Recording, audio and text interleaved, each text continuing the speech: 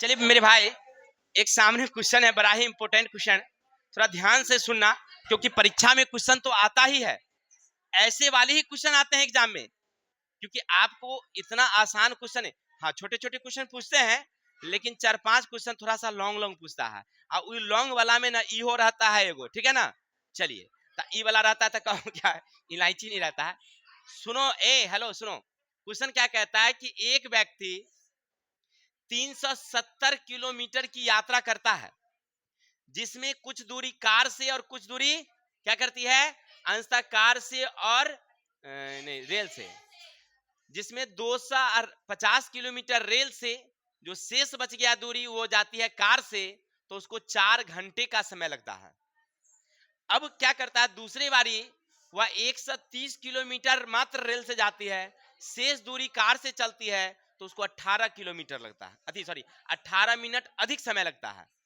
ठीक है, अब दोनों की चाल निकालनी है। बउआ थोड़ा पढ़ाने दीजिए ना हमको, दूसरे बच्चे नहीं समझ पाते हैं ना। चलिए देखिए क्या है, कह रहा में कि 370 किलोमीटर हमको जाना है टोटल, और निकालना क्या है, कार की चाल और रेल की चाल, दोनों निकालना है ना। तो कैसे हल करोगे समझो, पहले लिखना आराम से हल।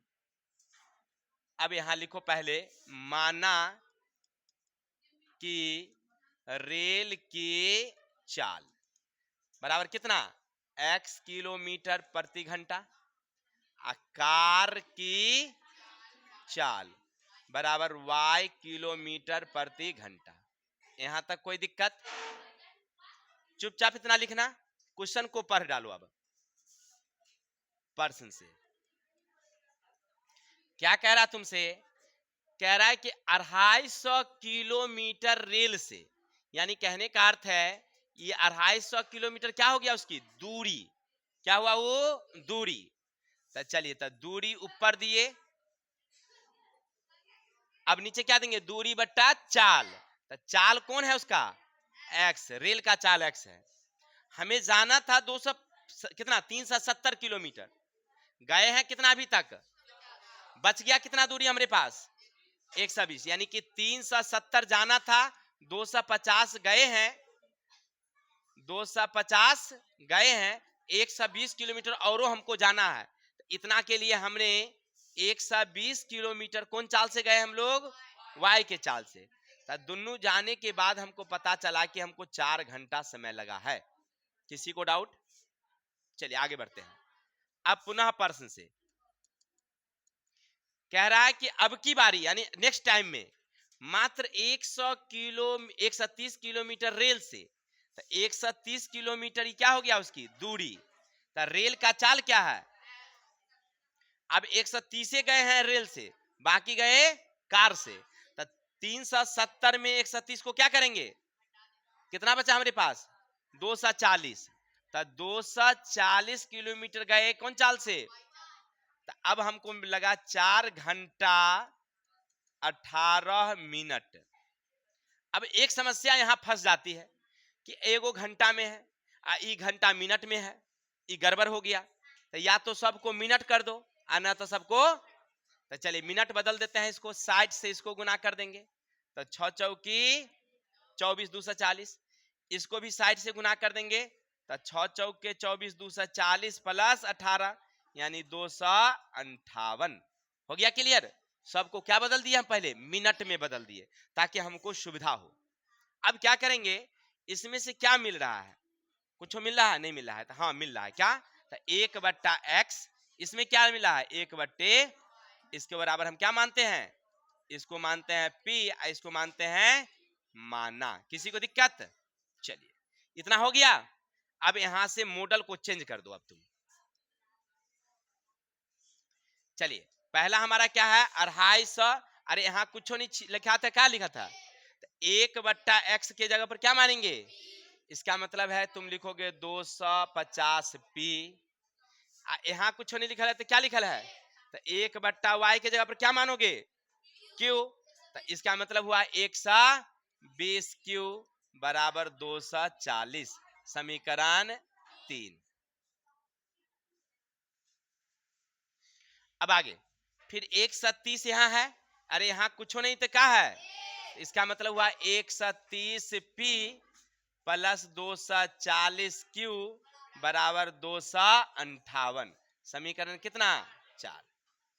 अब ये दोनों को बराबर करना है तो डायरेक्ट अगर हम 2 से अगर कर दें इसको गुना तो किसी को दिक्कत तो पुर जाएगा ये, लेकिन ऐसे नहीं करिएगा, नहीं तो आप लोग भगचका जाइएगा।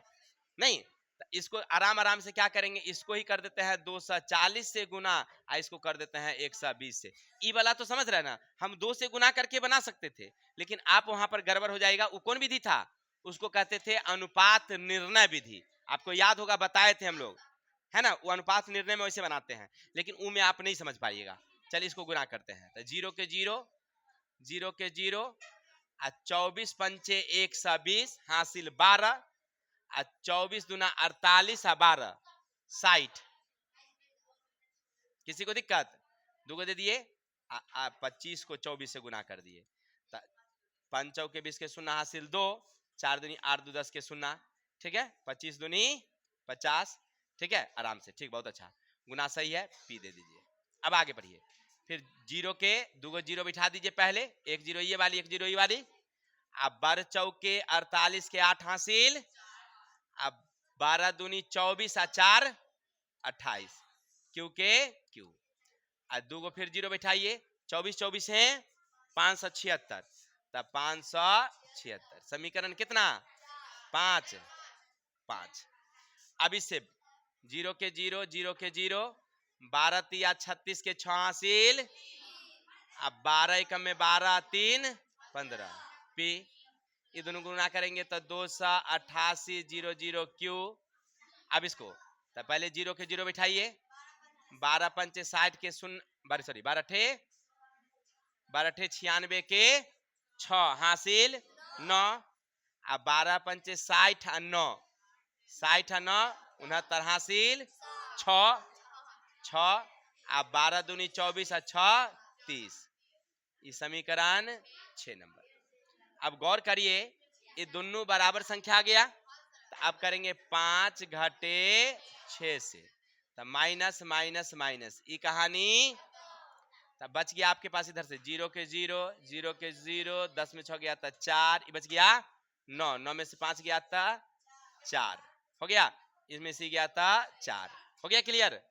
ये बच गया आपके पास भी इधर से 0 के 0, ये बच गया आपके पास 4, ये बच गया 5 में से 15 में से 6 गया था 9, ये बच 9 गया था, सॉरी गलती, 0 के 0, 0 में से 6 गया था 4, ये बच गया 5 में से 15, 15 में से 9 गया था 6, ये बच गया 6 में से 0 गया था, ये बच गया, तब P बराबर 2 6 6 4 0 4 4 4 0 0, 1 0 0 कैंसिल, दुक्का से काट दीजिए, तो 2 से काटेंगे 1 3 3 2, ये हो जाएगा 2 2 0, दुक्का से काट दीजिए, गुनार सही है ना, हो चेक कर लीजिएगा फिर से, 6 दूनी 1, 6 दूनी 6 दूनी, ये हो गया 1 1 1 0, हो गया क्लियर।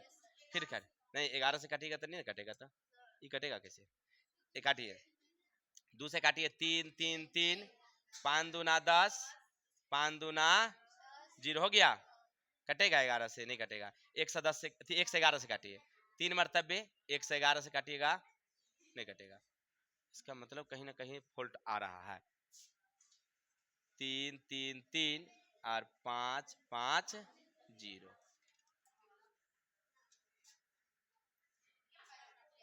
चलिए आगे बढ़िए, काटिए 3 3 3 और 5 5 0, देखो तो मिलाओ तो पहले को आंसर